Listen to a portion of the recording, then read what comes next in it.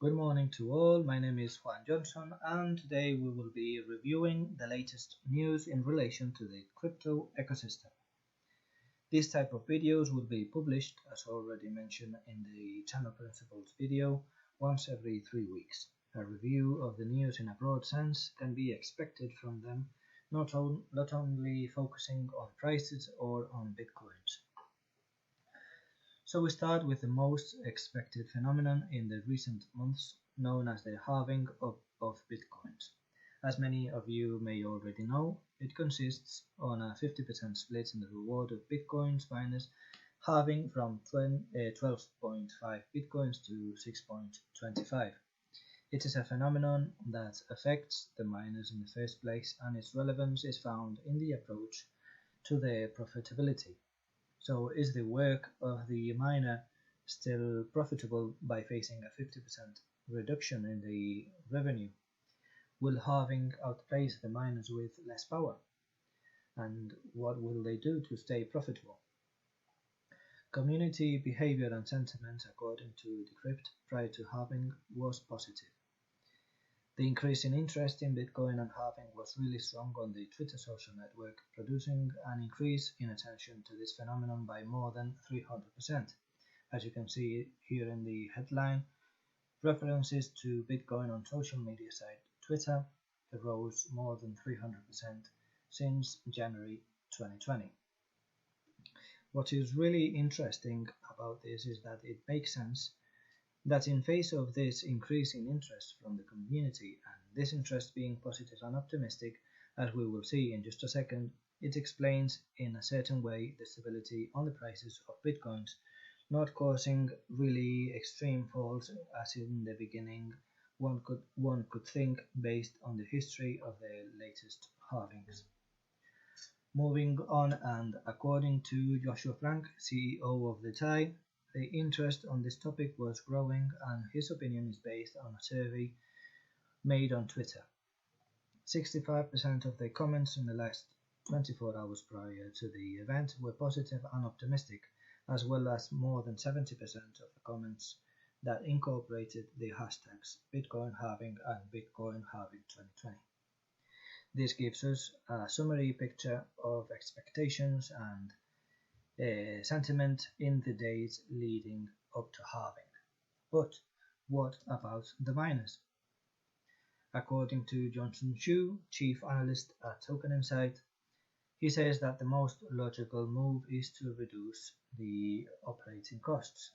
In his opinion, the most powerful miners will resist, displacing and expelling the weakest, the ones with the least decryption power. And he says, if the existing miners do not have access to new machines that are more efficient, they will have to consider reviewing the electricity prices and try to lower them in order to continue competing. He also says that there are two ways to reduce the electricity bill. One of them is moving to certain places of China, where in some towns the price is around 2 cents. The other one is to try and relocate to cooler spaces, such as industrial pavilions or warehouses, or trying to move to cooler countries, where you can save on equipment, cooling energy. In the old days, perhaps you could mine with a laptop with good graphics, but not anymore. You cannot compete with the mining farms. These are some mining farms. In the international environment, this article by Su Yao Kong, I'll show you in just a second. Su Yao Kong raises the possibility of taking advantage of the electricity produced by hydroelectric plants, since in East Asia the rainy season is usually in the late August and throughout September. Another trend is to participate in the so-called exchange pools that are becoming increasingly important. They allow independent miners to combine computing power and share the benefits. This article continues by introducing a curious term such as shitcoins. As a consequence of the increasing popularity and importance of the crypto universe, more and more new projects and currencies are emerging. In some cases, they have been called shitcoins. They are coins that lack interest and are empty of content, but try to take advantage of leaks and strikes of importance of other more powerful currencies. For example, if Bitcoin goes up, the rest of the cryptocurrencies, including these shitcoins, may also go up too. According to Su Kong, they are a double-edged sword, since on the positive side they enlarge and favor the community, but on the negative side, since many of them lack value, they can damage the reputation of the industry in the long term. Finally, the Chinese Ministry of Human Resources and Social Security is already promoting and recognizing degrees and official training related to blockchain, with the aim of preparing students for jobs such as blockchain architect and equipment maintenance. Before moving on to the next news, if you are enjoying the content, do not forget to leave a like, subscribe and activate the bell not to miss anything, and if you wish, you can leave a comment. So what's your opinion? Do you think that in Europe people will be able to study degrees related to blockchain as it is already happening in China? Changing the topic, another of the most interesting news relates to one of the instant messaging applications. This is Telegram, and I'll show you the headline. Telegram cancels Don, which is the blockchain project. CEO blasts court and SEC.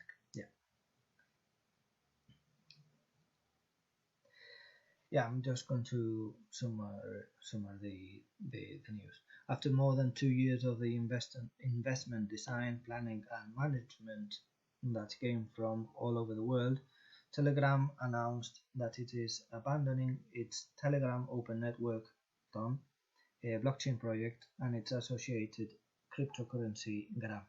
In a statement, the company criticized the decision made by a United States judge to stop the launch and questioned the power to propitiate that the project ended up abandoned. In the words of Pavel Durov, the founder and CEO of Telegram,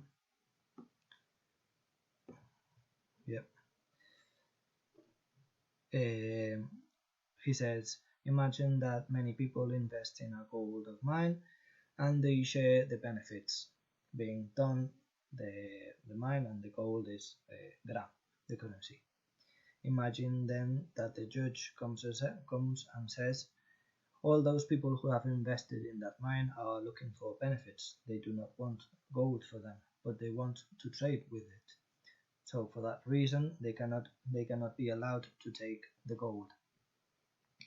And he continues saying, if while reading it didn't make any sense to you, you are not alone, because this is really what happened to Don and Gram. According to the judge, people should not trade with grams the same way as they do with bitcoins. I wonder what is behind all of this, because it just feels a bit crazy. Moving on to the next piece of news, this Forbes article relates the actions that can be carried out from blockchain and cryptocurrencies. By issuing projects aimed at preserving the environment and promoting renewable energy, you can recover and save the world. Large mining farms, according to this article, exploit energy that comes from non-renewable sources such as coal and petroleum and other fossil fuels that deteriorate by burning our planet. As the paper continues, there is much to do, and the companies dedicated to mining and blockchain have a great challenge ahead to take on and face in this regard. The Gear project is precisely about it. It aims to give back to the land what belongs to land, so that it invests in renewable energy assets such as solar panels, windmills, biomass energy, etc.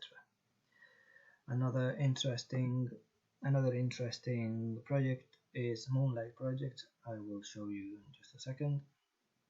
Is Moonlight Project? Yeah. Oops, sorry. Moonlight Project, which aims to use only clean renewable energy to create cryptocurrencies.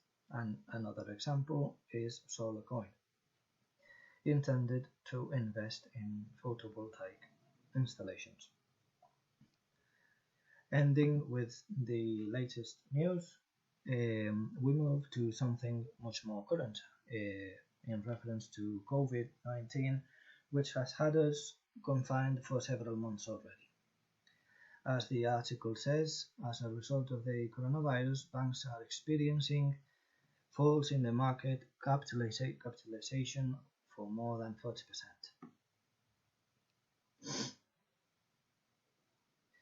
According to the article, the most large banks in Europe, which are HSBC, BNP Paribas, Santander, Lloyds Banking and ING Group, are facing this very inconvenient situation. The confinement has affected especially harsh Italy, Spain, France, the United Kingdom and Germany, only being surpassed by terms of infections and death by the United States. The IMF predicts a recession as tough as the one suffered in the Great Depression. Yeah, as you can see down here. The article ends by posing the following question: will it end up expelling Bitcoin to traditional banking? What do you think? Leave it in the comments. So that's it for today's review. I hope you liked the video, and if so, please subscribe and leave a comment or a like. Thank you. Bye.